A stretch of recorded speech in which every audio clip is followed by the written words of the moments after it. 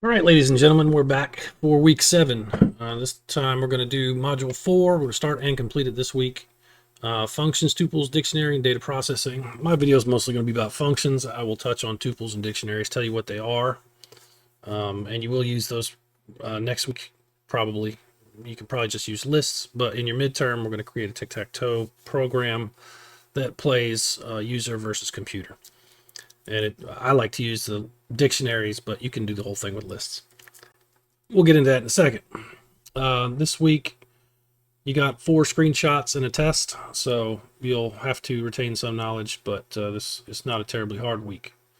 So with that, we're going to jump right into PyCharm. Let me zoom in. So we know what a variable is, right? Now we know how to declare a variable. Variable in. And we have done this before. I printed the variable before. And what we're doing here is running the print function. Print is a function, and it takes the argument n, or whatever you want to put in there. You can put, your own text in here, and that would be the argument. But there has to be something in there, and that is called an argument. So if we put n in there and we run it, it does well, the function does what it's supposed to do. And this week we're going to define our own functions. There are a million ways you can do functions. I say a million, I don't know. There's a lot, and you're just going to have to decide works best. What works best for you? What works best for whatever you're trying to accomplish at the time. So I'll show you a few different ways you can use functions. To define a function, we use the def keyword, def, and then we give it a name. Call this one my function, and I'm going to say that it takes 2 arguments. I'm expecting integers. If you give it something else, it'll probably break. We are not covering error checking at this point. Maybe we get to that. Maybe we don't. But all this is going to do is take those 2 variables, add them together. And there we have a function. In this function, we'll actually print total. So in order to get this function to work, you have to call the function. And you call a function by typing its name, my function, and then you have to give it your 2 arguments. And I don't know if this is going to do this for you or not. This is something new to me. I guess maybe in this newest version of PyCharm. But it shows right here x and y because it's expecting 2 variables, two arguments, and I gave it 2 arguments. So it's showing that. And if I run this, 5 and 5 equals 10, and we get the number 10. So that is good. Maybe you want to do something else. Maybe you have a more complicated program and you need to return that function and store it in another variable. So let's say we have, let's declare a variable a is going to equal 5, b is going to equal 5, and we're going to return that. We're going to return total. And instead of, here, let's do this, c equals, c is going to be equal to my function. And instead of putting the 5 and 5 in there, we can put a and b. Should be the same thing. C is going to equal 10. And then we can do something else. Let's say we have a d variable, and that equals 5. And then we want to print c plus d. What is this all going to do? So the a and b are going to go into the function and create c, which is 10. And then we're going to add 10 to 5, so it should print 15. And there it does. I don't know if this is a little confusing or not, but this is how you return a value from a function. You actually have to store it in a variable when you return it. Something else that you can do is, you can't work off a scratch file when you do this, but you have to save it. Let's just create a new scratch file. And I'm just going to copy the function here. into the Scratch file. So the only thing in the Scratch file is going to be the function, and I'm going to delete it from here. So right now you can see I got this red line on my function because as far as this script is concerned, it doesn't know what my function is. We're going to go to the Scratch file and we're going to save it as something else. We're going to save it as addition because that's what it does. And we're going to overwrite. Okay, so now you can see it. It's here, up here. It's named addition. The only thing in it is the my function. I'm going to go back here and we're going to import addition, which is the name of the file I just saved, the py file. And then here we are going to say C is equal to addition, which is the file, and the function in that file, my function. And it should work the same. If I hit the print button, I get the same 15. So what we've done is imported that function.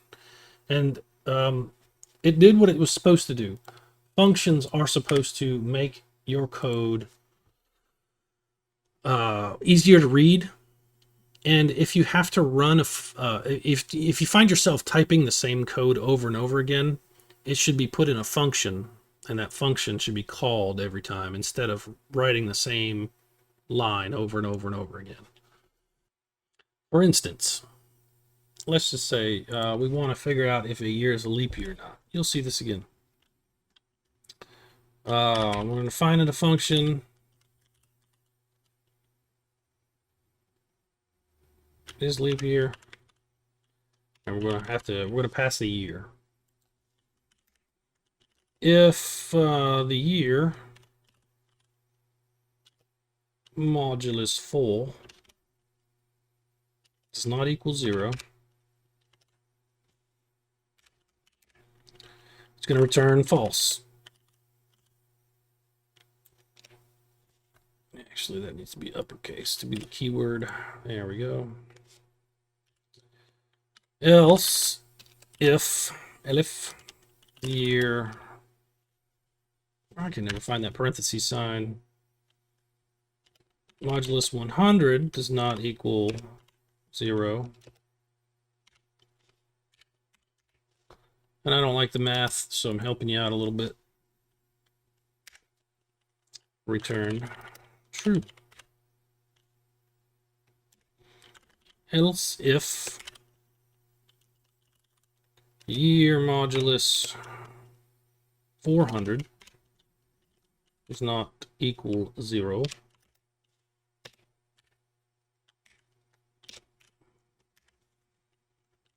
it's going to return false. And if it's anything else, it's going to return true. So what I've done here is defined a function that's going to look at whatever year is put in here.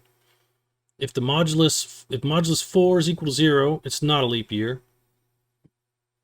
If the modulus 100 is equal to 0, it is a leap year. If it's modulus 400, it's not a leap year. Otherwise, it is a leap year. I don't quite understand the math or how to figure it out. I don't expect you to either. So there it is. And what we need to do, well, let's just run this and see what happens. Let's see. Enter, or, dang it. Year's going to be equal to int input, enter a year. Before we run this, we have to check the year.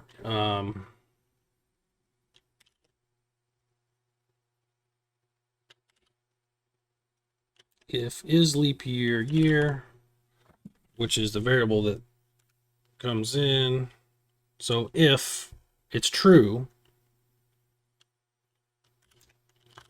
print true.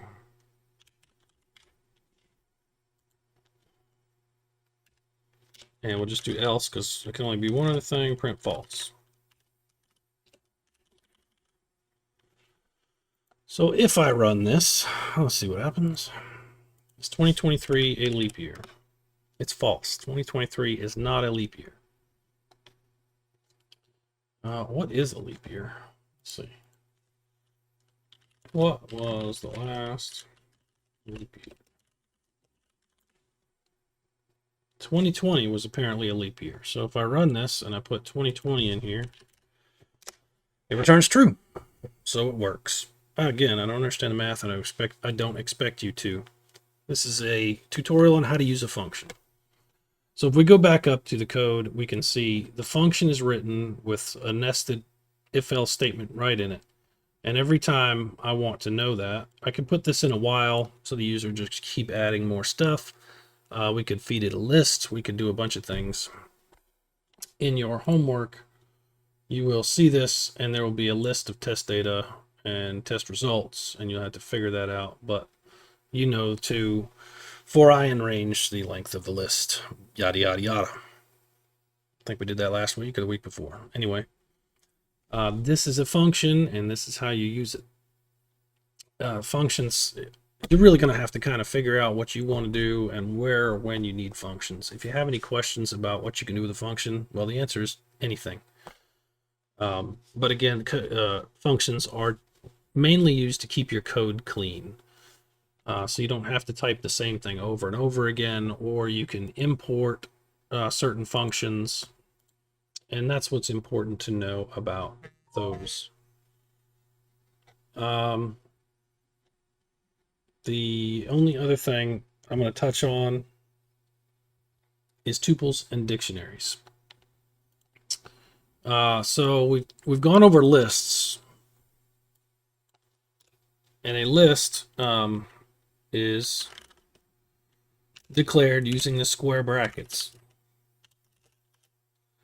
And we talked about, appending and deleting, removing, all that good stuff. Lists are what we call mutable. They can be changed. A tuple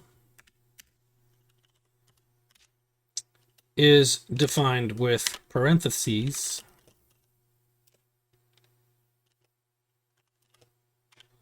and they are immutable. They cannot be altered. So you can't change what's in there when the program is running. It won't allow that. Other than that, it's the same as a list. It's read the same as a list. It's indexed the same as a list. If you want to print the number 3 in that tuple, it would be print tuple with the square brackets and the index of 2, just like it would be for the list. Illustrate.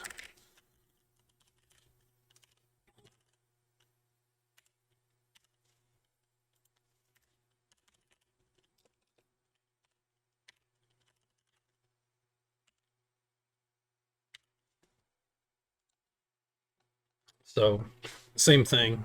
It's indexed the same way. You just can't change it. There's no adding or any of that stuff. Tuples may be useful if you don't want anything in your list to change. Obviously, if you have a hard-coded set of data that shouldn't be changed, you want to make sure it doesn't get changed by the user or any other method. You use a tuple instead of a list. Then we have a dictionary.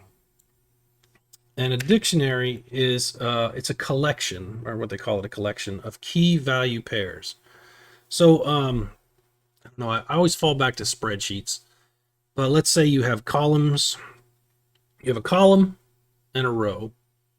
And I don't know if you want to use the number 1 and its value is apples, and number 2, your value is oranges. So you call the value using the pair.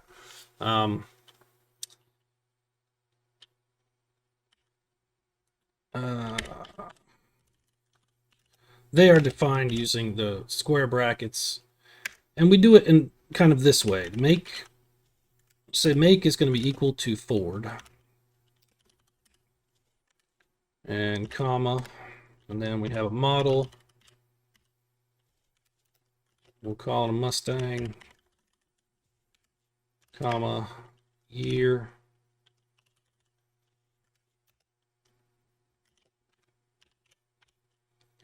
This is the key would be make.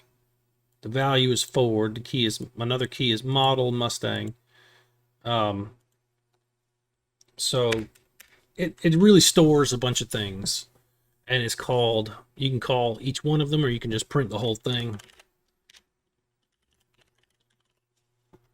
If I run that, it prints it just like that. Oop, just like that. Playing with the wrong screen here. It prints it just like that. So there's a dictionary. You won't find use for many of this stuff until we get further along in the course, but you need to know what they are and how to use them. I need to include something about the final again. So let's see. The last time, about 2 weeks ago, we talked about Kinter and how to just open the main window. We had the root.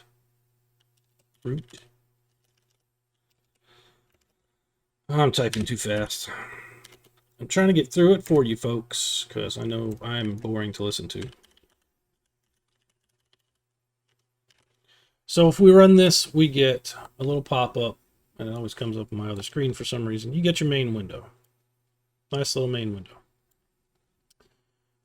You can see that it's resizable, and you can make it, you know, super small. What I like to do is put a minimum size on there, maybe even a maximum size, just depends on my layout,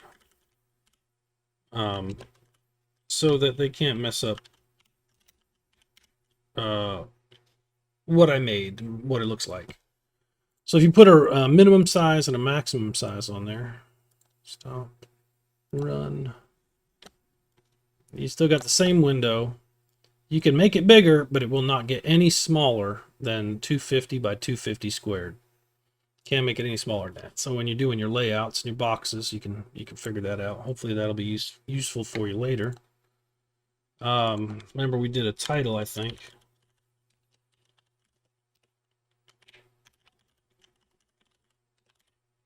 Calculate tour. Now let's put some buttons in here. I'm gonna move the main loop down a little bit, make some room, and I'm gonna add a frame to hold the buttons. So it's gonna be a box within the box where all the buttons go. Call it buttons.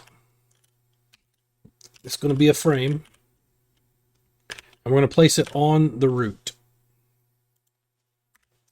Then we're just gonna pack it in. There are two different ways that you can organize your interface. One is using the pack method, which kind of throws everything on there. And the other is using the grid method, where you can specify the row and column where it goes. We're just going to use the pack method for now. I'm going to pack that frame in there. So if I run it right now, you won't see anything. You won't see a difference. Even if I change the background color, you won't see it because there's nothing in it. So it is essentially has no height or width to it. What we're then going to do is put a button in it, and we're going to do an exit button, and it's going to be a button. It's going to be in the buttons frame. I like to style my buttons with a raised relief. We'll put a little text in there. Says exit, so the user knows what is going to happen when you push the button. We'll make it 3 pixels high and 6 wide, I guess, something like that. You can do whatever. And then we're going to pack that button in there.